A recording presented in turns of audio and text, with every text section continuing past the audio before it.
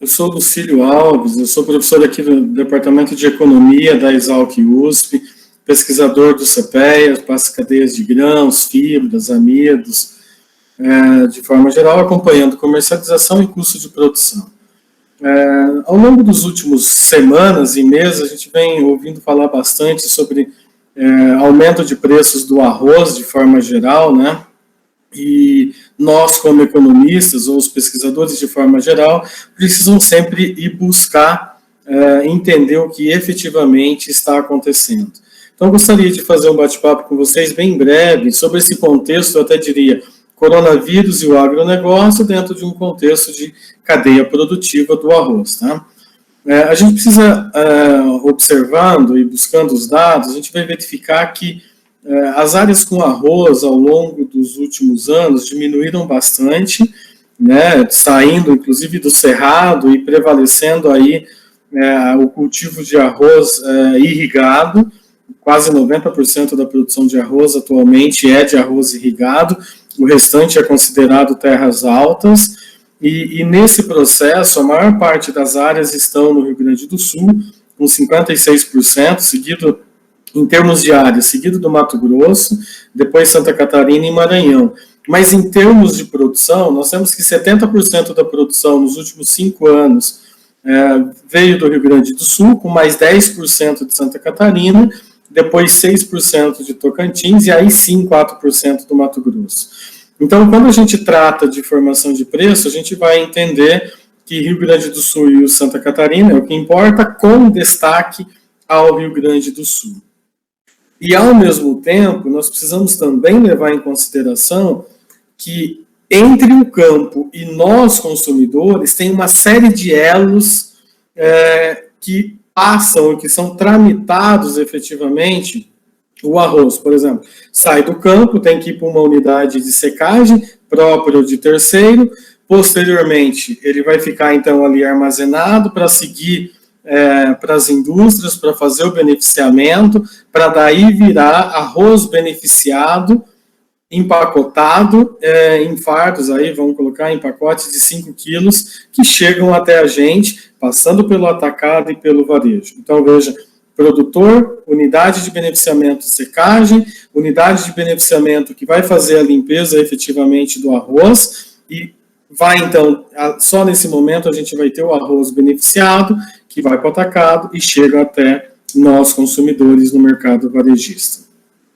Quando a gente olha ao longo do tempo, pegando aí o século XXI, nós vemos que houve uma redução de consumo de arroz no Brasil.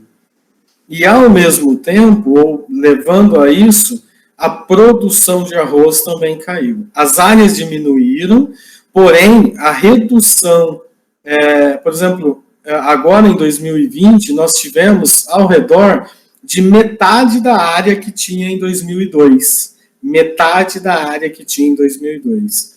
Porém, a produtividade subiu, mais do que dobrou, e isso fez com que agora, em 2020, a gente tenha um pouquinho mais de oferta do que o que nós tínhamos em 2001, 2002. Porém, o consumo de arroz reduziu nesse período.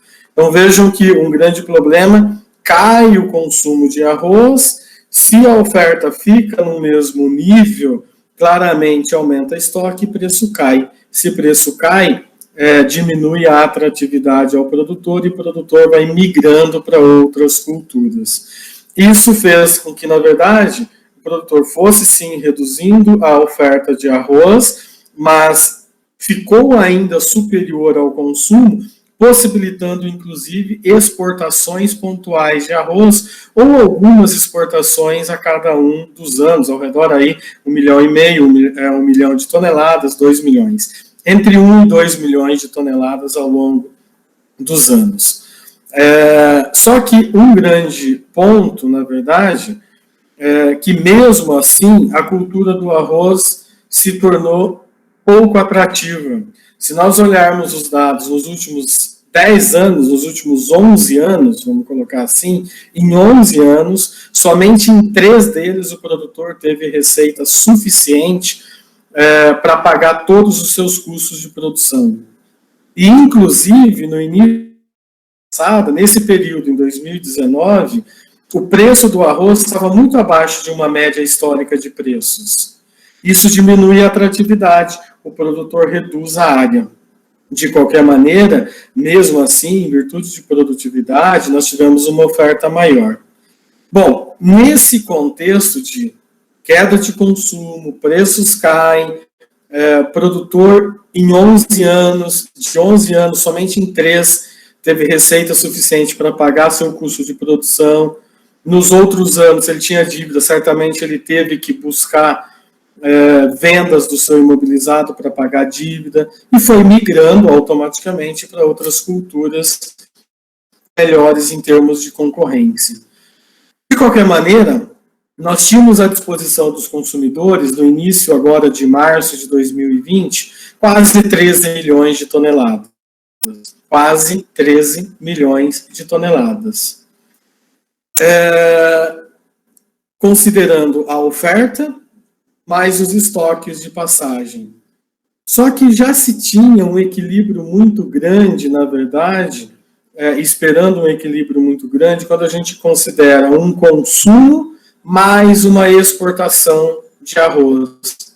Um equilíbrio muito grande. De repente, vem a pandemia, em março, quando já tem a colheita do arroz, então não dá mais para aumentar a área, a colheita já está ocorrendo, vem a pandemia, as famílias ficam mais tempo em casa e passam a consumir o arroz em volumes maiores do que em períodos antes da pandemia. É o que a gente chama na economia de um choque de demanda. E a oferta está dada. Como você equilibra um choque de demanda com uma oferta dada, faça o deslocamento da curva de demanda, automaticamente os preços vão subir. Os preços vão subir para equilibrar ou para falar para a demanda, diminua o seu potencial, diminua o seu ímpeto de consumo. Ao mesmo tempo, nós temos uma taxa de câmbio, atualmente, 40% maior do que a taxa de câmbio no mesmo período de 2019. Isso fez uma elevação de atratividade, ou uma elevação da paridade de exportação. Quem tinha arroz também se dispôs a vender mais arroz para exportação. Um aumento de vendas aqui dentro. Quanto é esse aumento de vendas? Os dados para o Rio Grande do Sul apontam 30% a mais de venda do que na média do ano passado. Claro que essa venda é tanto para o mercado interno quanto para o mercado externo. E nós temos um ritmo muito mais acelerado das exportações. As exportações estão 25% maiores do que a do mesmo período de 2019. Aumento de demanda interna com aumento de paridade de exportação, as exportações ocorrendo de forma mais intensa e uma nova safra só vai chegar em maior intensidade março, abril de 2021, os preços sobem. Os preços sobem para falar realmente, olha, para lá, primeiro, diminua o ritmo de consumo doméstico e outra, tem que subir os preços aqui no mercado interno para diminuir a diferença com as exportações. Nós tivemos agosto, setembro, preço de mercado interno mais atrativo do que a exportação. Então, deixa de exportar, vende aqui dentro. Paralelo a isso, o governo também liberou importações de arroz de fora do Mercosul, com isenção de tarifa externa comum. Isso elevou um pouco mais as importações, aumentando a disponibilidade de produto aqui dentro, mas nada de forma tão expressiva. Só que só esses fatos de aumentar aqui está mais atrativo do que as exportações. E essa possibilidade de trazer produto de fora automaticamente já diminuiu o ritmo de altas de preços e os preços voltaram a se estabilizar. Tá?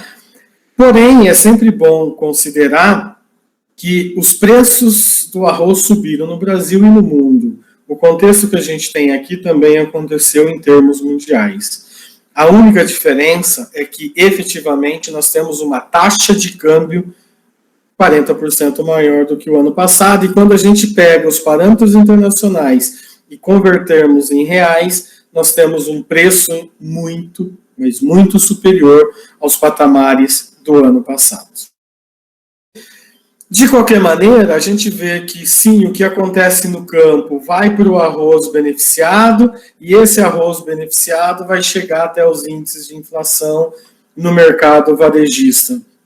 E análise de séries temporais, análise de estatística, via vetor de autorregressão, mostra que ao longo de 12 meses, 26% do choque de preço que tem no campo chega até nós, consumidores.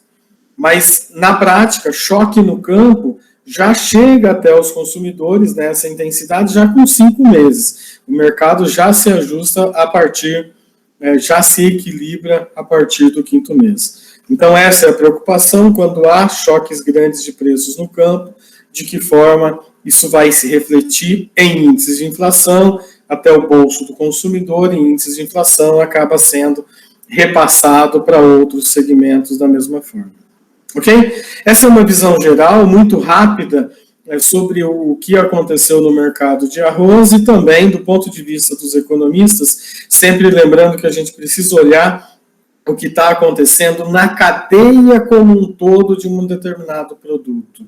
Qual é a matéria-prima do produto final do consumidor e quais são os segmentos em cada um dos elos, quais são as etapas necessárias para que ele chegue até o consumidor.